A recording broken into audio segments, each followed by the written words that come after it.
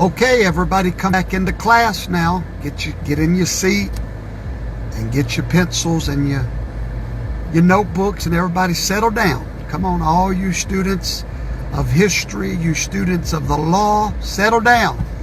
I'm ready to teach you a few things. What happens if President Donald Trump does not concede the election?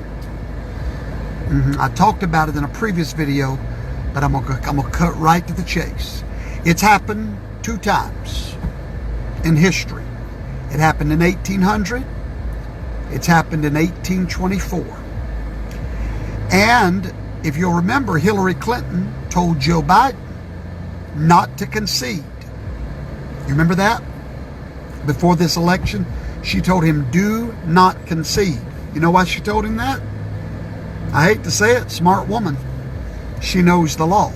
But most Americans don't. Most of you watching me don't know it. I didn't know it. But now I do, and knowledge is power. And I promise you, Donald Trump knows what I'm fixing to tell you. So do all of his lawyers. Okay, so here's what happens. Real simple. The most powerful thing that keeps the peace in the United States of America is not required by law. It's just a custom. And it's called a concession speech. We've been doing it for a long time, but there's no law that requires a concession speech. However, it does aid in the peaceful transfer of power. So normally when a presidential candidate is in a fight for the presidency, it's a powerful position. It's like a throne, a king fighting for his throne. He has supporters. And those supporters are literally ready to fight, if you will, for their guy. Hey, that's just the way it works, folks. It's been that way since the dawn of time. At the moment of the concession speech is when those people that support this guy are pretty much given the green light to simmer down, go back home. It's all over. It's a surrender. It's a white flag of surrender. But it is not required in the Constitution. It's simply a custom. It's a wonderful custom. Once a president concedes, the battle is over. There's no more legal fighting. There's nothing. Everything after that just sort of happens with a rubber stamp. Then the electors get together. They cast their votes in Washington, D.C. The president is officially elected and the votes are certified. And that certification gives that man the presidency. But more importantly, his concession speech from the opponent is what gives him legitimacy and a transfer without drama. But 2 times in our history, presidents did not concede the election. Why? Well, not because they were trying to be rambunctious, but just like Al Gore, they knew that something was off, and they were not ready to give up a fight with a margin less than 1% in all the battleground states. According to the law, Georgia is going to be recounted. We do not have any official result anywhere in the nation. Pennsylvania is going to be recounted. Arizona is still being counted. Nevada is going to be recounted. We have a total recount coming. Now, after that recount, the president has legal options to go to court to prove irregularity. So let's just say that none of that works and the president still will not concede the election.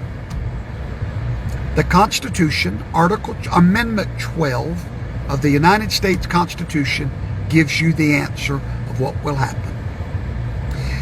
If they cannot rule on it in the court and he does not concede, and there's no certification of an undisputable majority, then we go to the House of Representatives. When we get to the House of Representatives, there are 475 members of that House. The election is null and void at that point. It's like it never happened. The numbers do not matter any longer. This has happened twice in history. I got a feeling it's fixing to happen again. At that moment, the election becomes obsolete, and now the president will be elected by the Congress, the House of Representatives. Now, immediately, that strikes fear in the heart of a conservative, because guess who controls the House? The Democrats. But not so fast. The Constitution goes on to say in that article that each state in the Congress gets one vote, not each representative. Each state gets one vote for the president. Well, there are 50 states in the House. Of those 50, 37 are Republican. At that moment, a Republican Congress will officially, constitutionally vote in the next president. Why do you think Donald Trump has not conceded? He knows these things that I'm telling you. He understands that there was illegitimate votes cast. He understands that votes are still going on. Now, he may get tired of the fight. I don't know. I don't think he is, though. But he does have a constitutional remedy to his dilemma. This is going to be interesting to watch. But remember, Hillary Clinton told Joe Biden, do not concede no matter what. Now, why did she tell him that? Because she knows what I'm telling you. And so, Joe Biden has won a few battleground states with less than 1%. Those are automatic recounts. We will not have a winner till we have a certification. If we can't get a certification that's not contested in the courts, it will go to the House of Representatives just before Inauguration Day. Now, you might know why the Panther is getting real quiet in the background, waiting for the attack. I'm not saying that's how it's going to go, but the Constitution foresaw this. The Constitution made a way for an illegitimate election to be overturned in the House of Representatives. So class is dismissed, and now you know the truth.